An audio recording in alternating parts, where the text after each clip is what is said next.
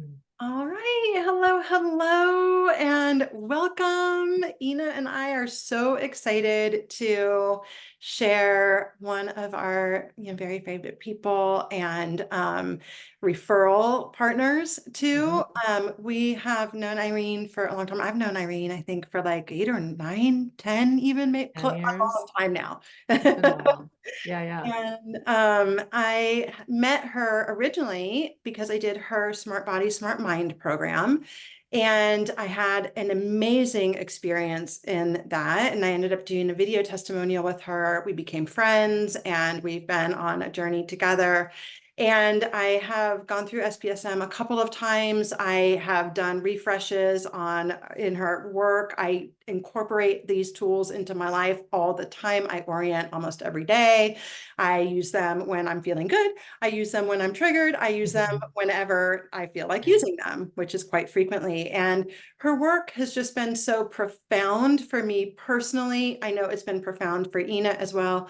We have shared her work within the Kairos container. I have been an affiliate partner with her for many years now because I love, and Ina does too, sending people to Irene. It is the work that makes all of the other work better. It is the work that really helps to land you in a space of being able to make significant progress in your healing and life journey. And so we are just so pleased to have you here with us, Irene. And if you don't mind, just share a little bit with our community of like how you got here. Yes. Thank you, Janet and Ina. Um, so first off, I was reviewing the first talk we did years ago. The funny thing is it was on Skype, so that shows how long ago it was. And yeah, I was like, wow, there's a Skype icon on our video. Isn't that interesting? So, and I had no gray hair. So yeah, it's like we've been together for a while. Um, So I got into this work. If I go back to just, I'll do the quick history of my bio, just so people who don't know me at all. Like I am trained in biomedical science, exercise science, fitness, nutrition, physical rehab. So I did 2 degrees in that realm in my 20s. Was brought up in a medical environment. I'm a child of 2 veterinarians, so I literally like lived in an animal hospital. Some of my best memories and worst memories were in that environment. And that really tuned me to this idea of attunement and what an animal needs. And we're animals as well as souls. So, there's just this trend in my journey to study biology, health, the human system. And so I was working in fitness for quite a while. And at the same time, I was a crazy adrenaline junkie and did a lot of things that should have killed me, to be honest, when I really look back at it. So I know I had an angel or many keeping me alive. But it was these sports that led me to some pretty bad injuries, which led me to a whole bunch of surgeries with my knees and concussions and whiplashes. And that pushed me into the mind body world because all the training I had gotten in exercise, fitness, and rehab, it wasn't helping me heal my body after these surgeries. And so um, I got into the Feldenkrais work, which is a big portion of the work that is within my courses and programs. That completely changed my body at that time in my 20s. This was in 2001, 2002. Got into the Feldenkrais training, became a practitioner, and then I was working in that field, private practice, and loving it. But there was this moment where I saw a bunch of people where the Feldenkrais wasn't working for them. And these folks were coming in with back pain and frozen shoulder, something I know you experienced, Janet. And I'm like, what am I missing? Like, I've just been in school for 15 freaking years, and now I still don't know what to do with these people. And that somehow led me to the work of Peter Levine's, which is somatic experiencing. And that was like the ticket. That was sort of the holy grail of the next thing. That would have been in 2008. And so got into his work. I did not realize at that time when I went through that training, that was about 2 years, um, how much I still had in my body. So I was oblivious to the fact that I was living in what we now know as a functional freeze. I Mm. had no idea how much pain and emotion and just bad stuff I had stored in my body because I was really functional. Like I can't convey how functional I was in my teenage years and 20s, but I was like, I could take command of a situation and do a lot. And so that made me see, oh man, like humanity is kind of in a weird place right now because we have this information, but we don't have enough people one-on-one to work with all the billions of people who are going to wake up to the fact that they are also in functional freeze and that pretty much all the categorizations in the DSM, the Diagnostic Manual for Psychiatry, are a result of early trauma, held trauma. I mean, I'm being very general here, but it's pretty much known now within our circles that Yeah. you don't get born with schizophrenia. You don't get born with addiction or depression. Yes, there might be some genetic markers, Mm. but it's the environment that pushes those genetics to express. And we know that. I'm not just making that up. So through epigenetics. Mm. So I was in private practice. I studied with Peter at the highest level, master class level, assisting, then got into the work of Kathy Kane and Steve Terrell. I like to mention my mentors because this isn't just something I figured out of the blue. Mm. Working with early trauma, pre-verbal trauma. So the traumas that occur before we make sense or cognition of the world. And this is, I mean, I haven't met anybody that doesn't have some form of this. And it doesn't mean you have to have been brought up in an abusive household, physical, sexual violence. Like it can just be from not being picked up when you cried as a baby because your high affluent social system said babies need to be independent to figure out their regulation, which as we know is complete BS. And so for many of us, that was our upbringing, Yeah. right? That's a deep pain. We don't remember it, but Yeah. it will come out in how we are activated, how we are triggered when no one is there for us. And so I got into that work. I was working in private practice, sort of like 2010 through to 2015. And then I was like, this is a lot of work to sit with each client and literally draw pictures and explain and teach their nervous system. And no one, you say to someone, go read the book, and no one reads the book, right? So I'm like, I got to figure out how to teach this. So I started doing seminars in my office with like 50 people, teaching about the biology of stress, started making recordings that I would send people home with like CDs that they put into their, like I burn CDs and some of those lessons are still in the courses. And then one thing just led to another. The online world started, the online course world started, and I just started compiling and curating like a mad scientist, all the things I had learned and tried to figure out how to put it together in a cohesive curriculum. And Yeah. that's where we are today. Yeah. Yeah. I Yeah. love that. And Irene, you have one of the most comprehensive, amazing curriculums. It's true. I No, can verify that. Yeah. Yeah. it's masterclass. I mean, you're a master Yeah. teacher, and the amount of content that you have out there is mind blowing. Thank And you. And I'll say it's not necessarily because I'm like special, but I do have a gift for teaching, but I've been doing this for over a decade.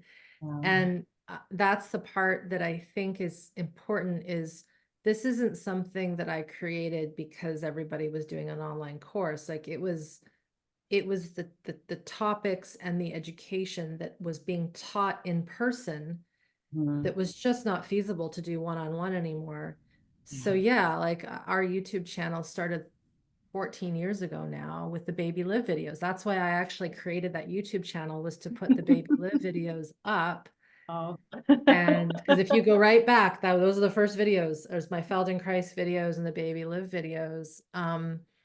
And I would say, even I cringe when I look at some of my earlier videos because I'm like, oh my God, I'm so still shut down and my voice is high and I'm talking so fast. And you can still see a little bit of the fright in my eyes. So, that's a good way to look and see that progression, Yeah. right? Oh, I remember one time I was doing one of your exercises and I was doing it in the living room and Scott walked in and afterwards he was like, who was that woman talking? Like I could listen to her all day, Aw. and it's a testament to Mm, having gotten to that space of being so grounded, so yeah. embodied, so present in yourself. Like, and that's one of the things we were Mm, talking about your work in class yesterday, I think. mm. And I made a joke. I was like, I mean, her work's kind of boring, And I said, but like that, there's power in that, in that capacity still. And that's your presence, really, your regulation, your embodied presence. Part of your magic as a teacher is, I mean, yes, the vast amount of education, the vast amount of experience, but also that you are lived experience. You are the lived product of your work. And in that, you are really, there's an attunement to, I mean, for the attunement we didn't receive as children, right? Yeah. Like we're constantly attuning to our teachers and to our partners and to like, so the attunement that I received even just by being in your frequency is really profound. It's like, oh, wait a minute, slow down, drop in, right? And that's how you present. Thank you. This came to light not too long ago because one of my colleagues, Feldenkrais colleagues, was going through the 21-day course. And he knows how to teach and all that. And but the work that I put out online is not just Feldenkrais, it's a blend of somatic experiencing and early trauma pieces. And he said, how do you know? He's like, I'm laying there like guiding myself through your voice. And just as I'm about to notice something, you like say it. It's like, that's so crazy because you're not in the room with me. And I kind of laughed and I thought, well, it's just from hours and hours of teaching to group, sitting and looking at people in workshops and classes. And that's something that, how do I say this? It's unique because a lot of people who study the trauma worlds of SE and even polyvagal stuff and sensory motor psychotherapy and family systems, it's very one-on-one. And so the fact that I was trained to teach group fitness, like circuit training classes at the gym, and then Feldenkrais, and I did an intervention study with real people for my master's. I have a lot of experience looking at dozens of people all at the same time and instructing them with one instruction, whether it's how to lift a weight or how to orient. And I just I've got so much data from those hours that I kind of can tell if I say an instruction into the void and there's 100 people on the other end, I know all the different variations of what those people might experience. And so I guess one could say those that haven't had that time practicing, which in the online space, I don't know many people, colleagues also, who have had that kind of luxury, if you want to call it, to have dozens of people in front of them over close to, well, 1997 is when I first started teaching group fitness. Wow. So that's a lot of experience. So I think that's another, it isn't just because I know the theory and I've been trained in these things. I've really landed on this recently. I'm like, I've been teaching and skilled at teaching for way before the trauma stuff and way before the Feldenkrais stuff. Yeah. And then that comes out in the online offering. And it's not to say that there aren't other online offerings that might not have some of that, but again, I've heard, as you've just said, Janet, that a lot of it's different when I teach. And I think that's one of the reasons why. Yeah, it really is. And I know we had, you have, our students have received teachings from you for the past couple of years. Yeah. And it's so fascinating. I think, would probably have the same reflection that, they get a practicum that they have to do based on their experience with you. And then they have a self-evaluation as well that we bring, where we bring it in again. And I don't know how many times I read, I had so much resistance to doing Irene's work. Oh, wow. And then once I actually did it, I had the most profound shift of my life. Like, so it's such an interest, like it was, I mean, did you, Oh in, yeah. yeah, Yeah. like it was a theme, It's you resistance. know? Yeah. I haven't done it yet. I've resisted it. Yeah, And also, doing it, I kept falling asleep. I couldn't stay awake. yeah, That's yeah. And good. Yeah, You were a but good then like the functional freezer. development, yeah, but then in the development, they got to the space where they're like, when I Yes. actually did it, I could not believe the shift that I experienced. Mhm. one of our students recently said, who was in your Smart Body, Smart Mind, she said, through doing Irene's work, I feel like I've been poured back into my body. That's a good visual. Yeah, Mhm. yeah. So And I let's had, talk about that. true. Yeah. yeah. Yeah. Well, I talked to someone recently, an SPSMer, and her interview is going to go out Monday, and the following Monday, we're releasing it in two parts. Her name's Jerica, for those who want to look for it. And one of the things she said, it was a small part, but it was so interesting. She said, before I got into this, I was kind of two people. I Mm, was the way I presented in certain situations this way. And then when I was by myself, I was this way. And the way that she was when she was by herself was really a complete wreck of dysregulation. And then when she was with others, mhm. while she looked put together, it wasn't real regulation, it was false regulation. Yeah. And that is a lot, that takes so much energy Yeah. to Mhm. live like that, because you're basically shifting back and forth between these two different people. But a lot of kids grow up that way. Mm, If there's divorce families where you're going back and forth between different family systems, mhm. but even going to school, and then you're one way with your friends, you're one way with your teachers, you're one way with your sports team, and then when you go home, you're one way with your parents. It's like there's no continuity and authenticity. And that is, put the trauma aside, just that social structure is huge to upkeep. Yeah. It's like a social side of multiple personalities. Yeah. Yeah, I And Yes. resonate with that. I mean, yeah, I think for most of my life, people have been like, Janet's so together. Even when I was right. still like in alcoholism, like when I got Mhm. sober, people were like, "You're not an alcoholic. What are you talking about?" I'm like, "What are you talking about? I'm a freaking wreck." Right. But like I was so adept at holding it together, Mhm. and being functional, like you said earlier, Mhm. Irene, like I nailed functionality. So when I was out in Yeah. the world, I was like, look at how good my life is. Mhm. Like, meanwhile, there's like the trail of fire behind me. Totally, totally. Well, and what you said about that person, like filling in, Mm, when we have lived in some form of dysregulation, which is most, like, I'll just be honest, it's pretty much everyone. I mean, I haven't met anyone yet who got out scotch-free. Like there's mm, something deep down. And of course we can change that and shift that. And I've experienced that. Of course, you two have. But when we're in that dysregulation, we have to kind of make parts of ourselves amnesic.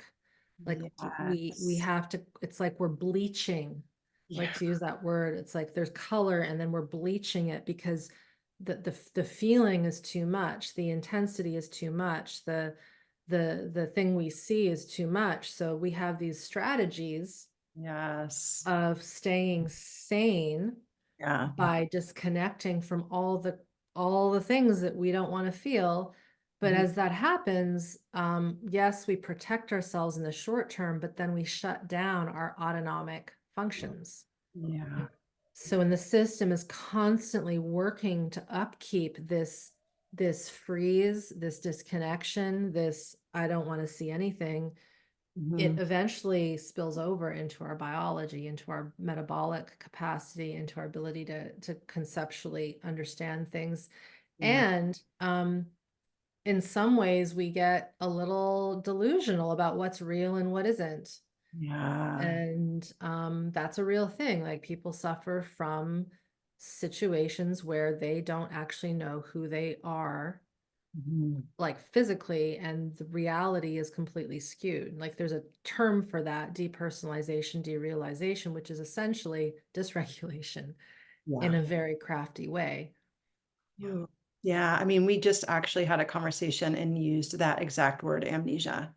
Hmm. And that is it's a case of extreme dysregulation with some Yep. amnesic components to it. Yeah. So would you speak to sort of, there's a couple things we'd love to just kind of cover in Sure. a little bit here, is that necessity to actually come back, to be able to fill back in, like to be Hmm. that this is the container through which we process our Everything. experience as a human, exactly.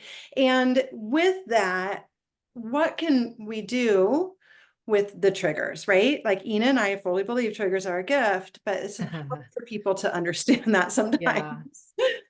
And the process Well, triggers in the body. Yeah. yeah, I mean, triggers are interesting because what is a trigger, really? I guess it's an activation. Yeah. It's a wound being opened up. I was Mhm. actually thinking about this the other day. I don't know why, but the term raw and exposed came to my mind.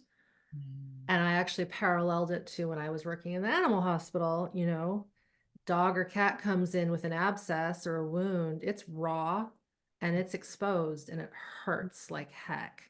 Yeah. And it might be infected and it's disgusting. And Mm. I don't want to look at it. It smells bad. There's pus. And I mean, I'm being very descriptive, but this is reality. And then we have these raw, open wounds that are in our memories, in our tissues, Mm. in our viscera. Mm. Because if something happens to us that is not nice when we're young, and there's so many examples, right? It isn't just a thought process. It's a visceral, like collapse happens. The body gets rigid, or the body tries to protect and Mhm. like fight, Yeah. right? And so there's these different ways that a human might cope, and that same human might cope one way in one situation and a completely different way in another, and that's confusing for a little person. Mm. And so fast forward to adulthood, and because our culture doesn't teach this stuff, we might see something that we don't agree with and we instantly think that that thing is trying to harm us. It's like, no, that's just something different. So there's Yeah. no differentiation. Now, of course, we know, yes, 10 commandments, don't cheat, don't steal, don't kill people. There's like these basic rules one could say that we know that's not right. Mhm. But there's also this variety Mhm. in humanity in so many ways. I don't even have to talk about it. It's like there's so much variety within a culture, intra-culturally, extra-culturally, if there's such a word like that. And if we haven't been exposed to different things in a healthy way, something that's different is going to feel scary, Right. Mhm. or a person's opinion is going to be scary, or a boundary is going to feel like death. Right. Right. Because it's maybe possible that in the past we were never given there's two ways. We were either never given boundaries Mhm. because everything was just so loose and flowing, and we would call it undercoupled in the psychology somatic world. So we never experienced as a 3-year-old, don't touch that. Mhm. That's not yours. That's Mhm. not mean. That's just the truth, right? You're at a store, not yours, but you want it. And if you didn't have anybody teach you that uncomfortableness, this is healthy shame, Mhm. Yeah.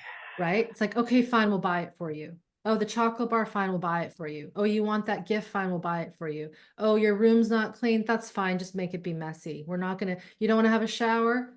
Not a problem, right? Like I actually had a colleague who they let their children be quite feral, Mhm. which, a level of expression and wildness is good, but we have to still teach, some basics. And Mhm. when the teenager got to that puberty, prepubescent, like they refused to have a shower. They did not want to wash their hair and they stunk.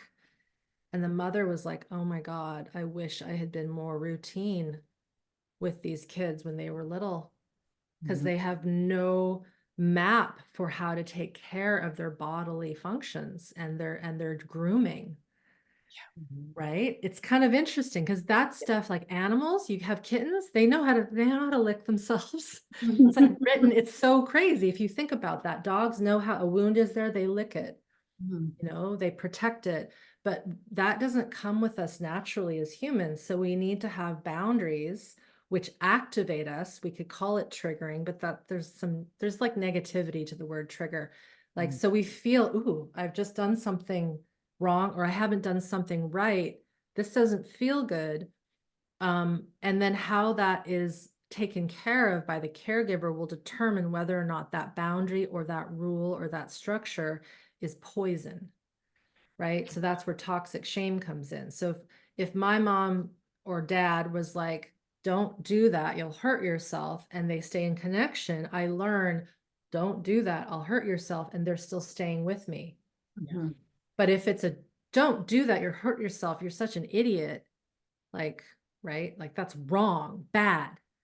And then oh, I can't stand you. And I run out of the room as a parent, and then the little person is left there scared in a collapse. That's gonna stay with you into your adulthood until you face that collapse, that trigger, that activation, and realize, shit, this partner, this teacher, this friend just set a boundary for me, and they did it in connection. That's confusing. And so then if there isn't enough awareness on board, that person will find a way to make that person the bad person or the bully. And then it just snowballs, right? So this is where learning about the biology is important, because that example I just gave you of toxic shame or healthy shame, it's in the viscera, it's in the spine, it's in the posture. And if we don't deal with the biology, and as you said, this filling in, we're kind of swimming in this abyss of uncertainty of what's right and wrong. And then for some people, like the opposite happened. There were too many rules. There was too much structure. And that also is too much for a little person, because then they have no room to be silly and dance and make believe and all the things that we're supposed to do as kids and continue to do as adults, right? So this is where it's so tricky with humans, because every animal in the wild here in Canada and over in, like what animals do we both have? Not bears, but like squirrels, deer, right? Like the mammals well, no, you're in North Carolina now. There and in BC, they're raised the same way by their mothers. Right. Like it's a fact. Yeah. Humans, a bit different, right? And so that's why it's so hard to satisfy every single person in how they develop, because our history was so different. But if you go back to this, that's why, again, the course that I teach, Smart Body, it's like, how do we to go fill back in that body in a smart way with developmental movement, understanding our survival stresses, understanding the viscera. How can we just like scale back to the basics with, of course, a human that wants to? Yeah. Because this is the other thing, is some people's psyches are so strong. We see this a lot in narcissism, right? They're so strong and that's because the trauma and the attachment wounds were so deep, Yeah. right? You don't have a narcissistic bear cub. Like it just doesn't work. It doesn't work. The species wouldn't survive. And so, but because of our psyche and soul and karmic stuff and all the things that I know you two know everything about, like we're also dealing with that, plus this mammalian biology, plus child rearing that isn't set in stone and really should be at that biological level, at least for the first 3 years of life. I hope that answers that question. Yeah. And then went Yeah. off. I mean, so what would you say? I can imagine this response now. Well, what about if the trigger is because I've been raped or I've been abused, right? Like people are very attached in that particular phase of Mhm. consciousness and in that particular expression of wounding. Like we do as humans, if we have a lot of unprocessed wounds, we will tend to feel victimized by life.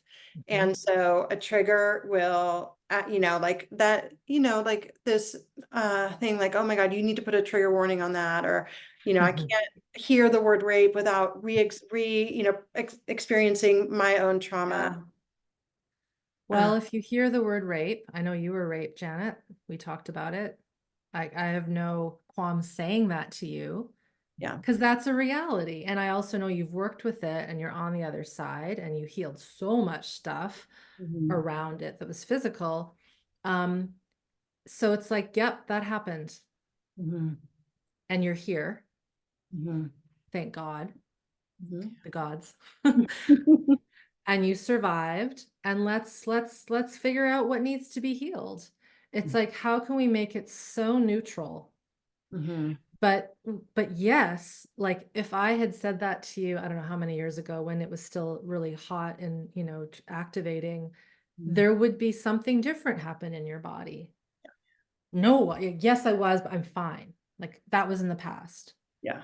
Right. And our parents' generation, at least I can speak for myself, like it was in the past, it happened long ago, don't need to worry about it. Yeah. Right. And we know where that got us, right? We were raised by those parents. Yeah. So it's like, okay. Yep, that was in the past. Yes, you survived, and there's still residue. Yeah. And it's okay if there's an activation. Yeah. This is the thing is the reason I don't do trigger warnings is one person's trigger might make nothing happen in another person, Yeah. Yes. right? And it could Talk Yeah. be 1,000 people's medicine. exactly. Like talking about food for some people is like, oh, food is amazing and oh, I love to cook. And others, it's like, I hate it. I'm terrified of why? Because mealtime was so stressful, or I was deprived of food, or I was force fed, right? Like all the things. So it's like that might seem like a silly comparison, rate compared to talking about diet, but it to me they're equal Mhm. Yeah. because we can get really messed up by not having proper nutrition when we're young. Like one of my students, and she's talked about this openly, so I can mention it. She um was on formula as a baby because for some reason she couldn't breastfeed, and they had no idea that she was allergic to something in the formula. And it was something like 6 months. Mhm. They had no clue that they were basically poisoning their baby, and she was sick and she was like dying, and they kept feeding it to her. Mhm. And it wasn't until recently that I just was like, that's an early trauma. Yeah. How come no one has said that to you? Mhm. You were dying every day. Yeah. I can't say to her, that's not as important as the baby that was sexually abused every day. Because I know people who were like, right? To me, the system, yes, the impact is in different parts, but the nervous system is still into survival. So when we think, so there's something about if someone wants a trigger warning, know that that's what you want. Mhm.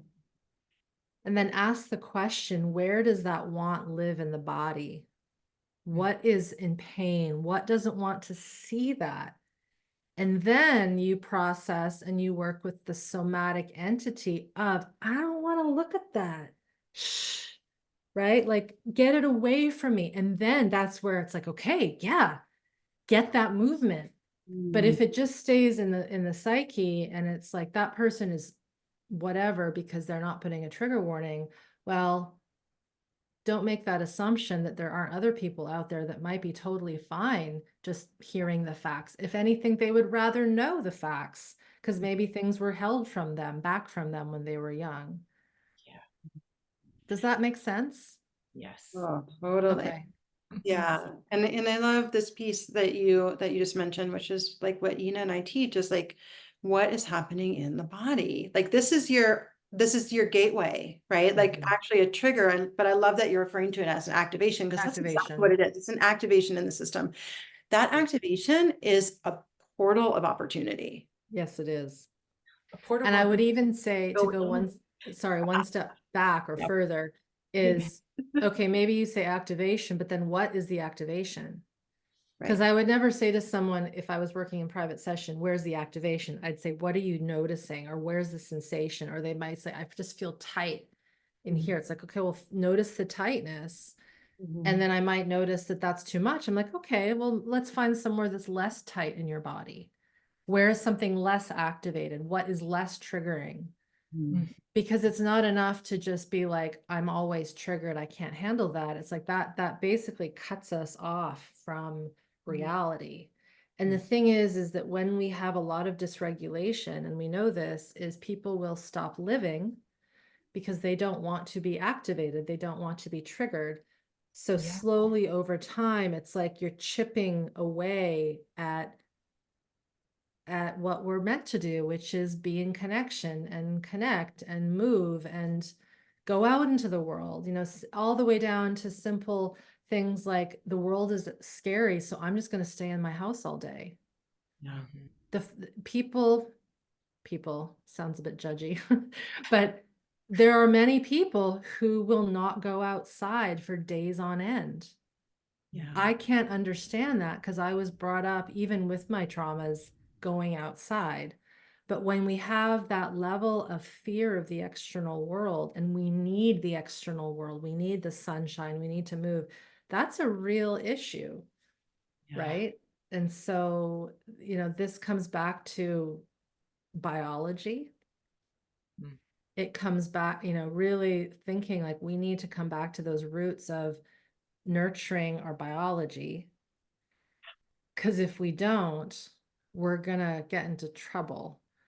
And I was just on another call before I hopped on with you two, and I said it was to our 21-day membership, and I said, if you can't get the urge, the energy to want to go outside and exercise, and I don't just mean go for a stroll, like hike and lift and push and grunt and like get your heart rate up, like work towards that, because we know enough in the like this is like one things that we could say is scientifically factual. We need to be vigorous with our bodies. Mhm. And a lot of people will not do that, maybe because of conditioning. Oh, girls don't lift weights, or I don't want to be a jock, or whatever it might be. Or when I increase my heart rate, I feel anxiety. That's what a lot of our students will say, because it matches sympathetic activation. Mm. And so this comes back to being able to uncouple the past. It's like, okay, your heart rate going up doesn't necessarily mean that things are always bad. But if that's when you experienced your heart rate up, something bad was happening, then yeah, you're never gonna be vigorous with your body. So it's the same with the triggers of more psychic ability.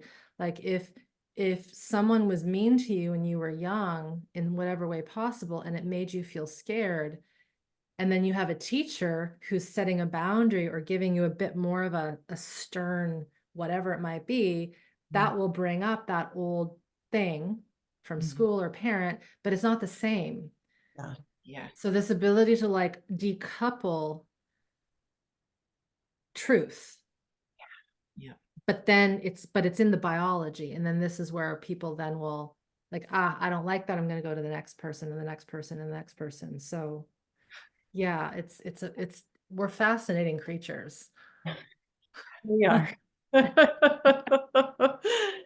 Yeah. So can you just like very briefly touch on Yeah.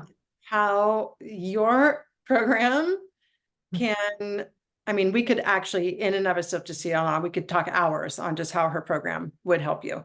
Mhm, So, mhm. but can you just touch on how SBSM really provides a response to any of the things that we've brought up today? Yeah. I would say that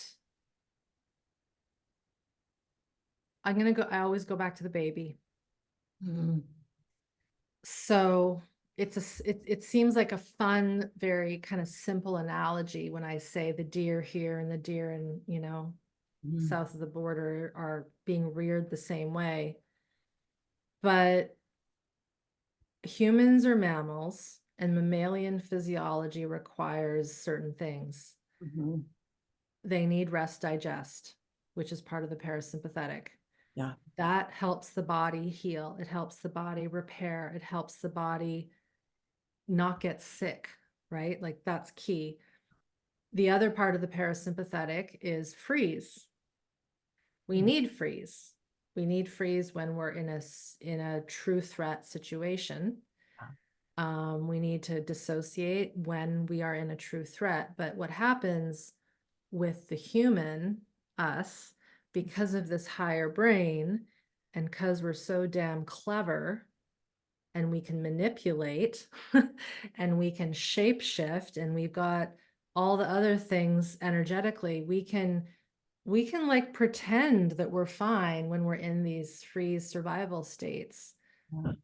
But then the rest digest gets co-opted by the freeze, or it gets co-opted by the sympathetic, the fight flight. Mhm. The other thing is the social engagement, which is also part of the parasympathetic. And when we are really in our true regulation and we can ventrally attach and see people, we start to understand. Granted, of course, we're in a relationship or a group that's not abusive, right? Like Mhm. we start to feel, oh, this person actually wants the best for me, and they're giving me a little tough love, for example, or they're setting a boundary, or they're offering me a reflection that is a bit hard to take, right? So the reason I give those examples is regulation means all those pieces, the social, the freeze, the fight, flight, and the rest digest, they're working in harmony. Mhm. Mm. And when we have that flow, we don't get stuck Yeah. in one construct for Mhm. too long. We can move out of it. Oh man, I'm activated. I'm triggered. I feel like I just want to run from this situation. What's that? Mhm. So, in other words, the way that the course works is it's going back to the biology, Mhm. teaching about these branches from a very deep perspective, way deeper than I've just said, Yeah. how they get wired Mhm. primarily when we're infants. And I will be honest, like there'll be some deep wounds of holy cows. I never felt safe when I was young. Mhm. I never felt like I could be myself. I always had to defend myself, whether it was expressed outside or inside with armoring or collapse. And so when we start to understand the physiology, our history, our behavior, and I'll admit it's not easy. Like you have to swallow some tough medicine to go, shit, I was not that good to my first husband. And yes, it wasn't a good relationship, but that's why we never figured it out. Yeah. Because there was this constant cycle of triggering and looping and trauma bonding, right? And maybe that person didn't want to do it anyway. So it was a lost cause. It was a bomb going off day after day after day. So the course, oddly, it's like people go into it because they have chronic illness, Mhm. maybe what they would consider mental illness, maybe what they would consider addiction, maybe what they would consider relational troubles, maybe it's early trauma stuff. And it sounds almost too good to be true, because how can one curriculum like help facilitate healing on all those levels? It's because we're going back to how do you connect with yourself? How do you self-regulate and co-regulate? Obviously not with your mother, because we don't want to do that as adults, but how do you co-regulate with your resources? Mhm. How do you co-regulate with good people in your life? How do you co-regulate with the trees, with the earth, with God, with spirit, with whatever karmic pieces you're working with? How do you co-regulate with your dog, your plants, your garden, maybe your partner that you do love and know is good for you? And so there's this sort of claiming of that co-regulatory need that maybe didn't happen, but you're doing it on your own terms, obviously with the guidance of the work that we have. And in some strange way, we figured out how to teach that through the lessons. And the lessons are, they're not just noticing the world around you and feeling your feet on the ground. Like, they're deep, deep, visceral lessons. Yeah. Working with the kidneys, the adrenals, the gut, the breath, the movement, the posture, the visual centers, the vestibular centers, because we're rolling. You know, we're doing all the things that you're supposed to do with a baby when you rock them and hold them like that. That's what gets us right with the world, is the play that we should have had when we were young. And so many of us were locked in cribs, right? Not free to move or swaddled all the time. And so, to answer the question again, or to go back to paraphrase, the way the program works is it's reteaching you how to be in the body at a very deep way and co-regulate with yourself and the environment so that you can gain self-regulation. And when that happens, and it doesn't happen overnight, it doesn't happen like in 2 weeks, but over time you gain that regulation bit by bit, and then these little things just start to shift. Mhm. Yeah. That was such a beautiful description. Yeah. And Uh, I mean, for us, you know, teaching and working with healers and training healers, well, and just all humans in general, mhm. the most important work that can be done on the healing journey is nervous system healing, period. It is the root of, as you said, all the things. And it's Yeah. often the missing piece. A lot of healers will, you know, will work in the upper realms, or they'll work on inner child stuff, you know, and Yeah. all of this, but not actually go into the body and do the trauma healing, the nervous system healing in the body. And I mean, Janet and I recommend your work all the time, Irene, and we specifically recommend your work because you are a master at it, and because of the I mean, as we've all experienced here, that like the depth of the teachings, the depth, the breadth, and you know, the comprehensiveness of what you teach. It's like the biggest gift for people to give themselves if they really want to heal, is doing your work. Thank you. And what I'll add to that is, to be fair to the history of the lineage of healers and the spiritual work and the mind body work, is we just didn't know until now. And we didn't know, and that's okay. Yeah. And now we know. Yeah. And you know, this doesn't mean that you that nervous system work doesn't replace healthy diet, eating, getting tissue work, having a good therapist, doing great soul work. It doesn't replace that, but from hearing students over the many years talk, and myself being one of those people, noticing, like, it gives you a hint, if not a loud scream, as to what you should do next. So I'll just use myself as an example. I mean, I've been doing so many healing things for God knows how long.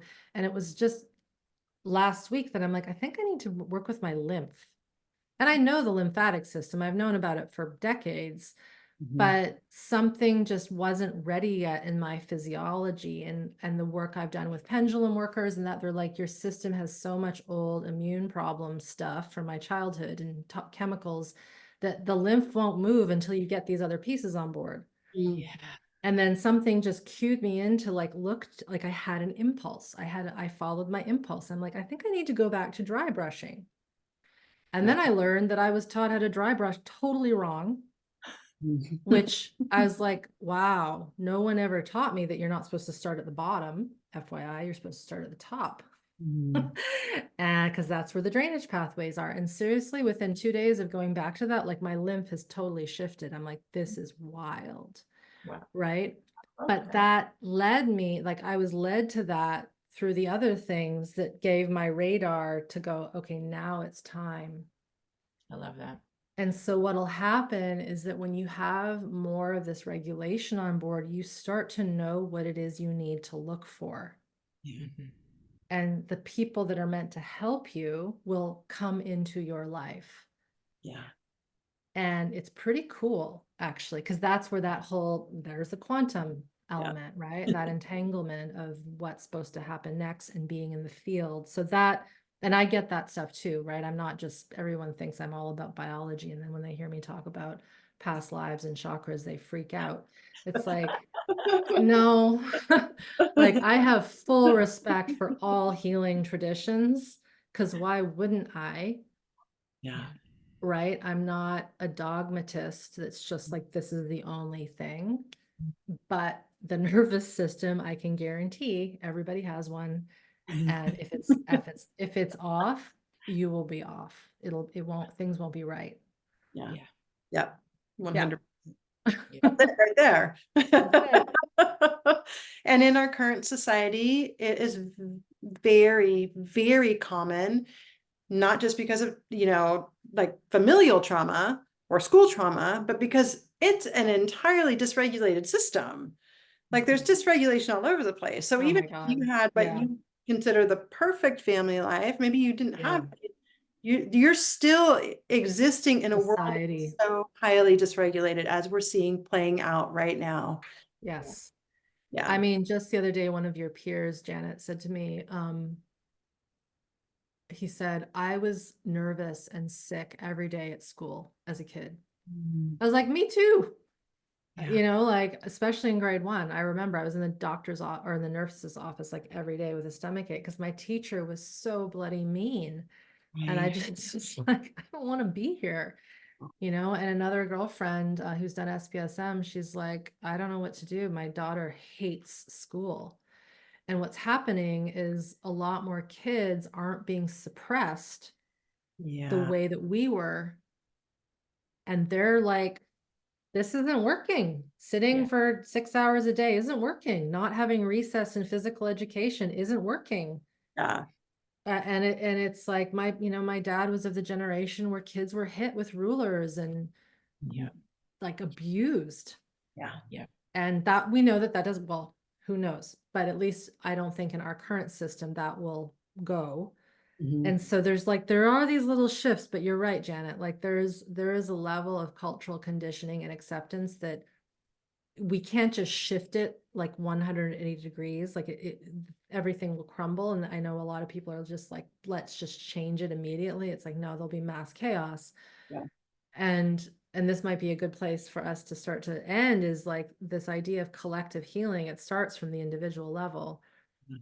Because the amount of times I get people that say, why can't we get this into the schools? The politicians need to know this, the doctors, the nurses. It's like, it won't happen that way. Yeah. It will happen from the people within those institutions shifting or saying, I can't do this anymore, I'm out. And I know a lot of school teachers who just can't do it anymore. Yeah. Nurses can't do it anymore, Yeah. Yeah. We see. right? Yeah. Mhm. Happening. And but to your point, and to everything you teach, right? Like everything needs to really be titrated. Yes, And so even society, there's like a titration that's been happening. And exactly. every day more and more of us come online and Yeah, more of us do this work. And that is yeah, titrating the shift. It yeah. can still be intense sometimes, but there is some Heck titration. yeah, yeah. Yeah, it has to happen that way. And it is, and then I'll say, then you also have to work with the frustration where you want it to be different like yesterday. Yeah. And that's a real thing too, right? And then that's where you have to that's where you then come back to body. What can I do in my personal world to just nurture myself today? Yeah. And the existential angst that so many have right now, it's stopping them from just taking care of their basic needs. Yeah. And that puts out energy into the field too. Yeah. If you stop treating your pets, your plants, your kids unwell because you're freaked out about what's about to happen in Mhm.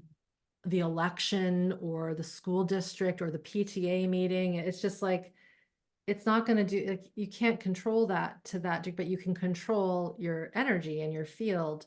Mhm. And if the nervous system is in survival and you are not aware of that, it's just going to hijack you. And we see that. We keep seeing that. People get hijacked by the survival stress that's sensationalized. It's like, yes, there's stuff going on and it sucks. And doesn't mean that you have to be ignorant to it, but how can you come back to what you can control? Yeah. Right. The bears here in Canada aren't concerned about what's happening to the alligators down in God knows where. They're just worried about their own cubs finding food, finding shelter, and staying safe. Yeah. Yeah. And the truth of the matter too is that when we're regulated here, we actually can create much more impact. We Yes. actually are then capable of Yes. contributing to systemic change. Yes. Yes. 100%. There's so many quotes from leaders all around the world and folks, but that adage of, don't underestimate the power of a small group of people. I think that was Margaret Mead. Yeah. I know has the capacity to change the world. And how can you come back to just your central core unit? Yeah. Mm. Yeah. So good. Thanks, ladies. Thank you so much, You're Irene. welcome. Thank you for being such a just profound teacher and leader and healer, and being such a stand bringing your work through. Just like deep bow. Your work is so needed for the entire planet. I wish the entire planet could take Smart Body, Smart Mind. Imagine our One planet. body at a time. Like, Yeah, I try not to think about that, but yeah, it would be. You are so welcome, and I know I have some pretty strong contracts and missions based on my lineages, and I know I'm doing my job.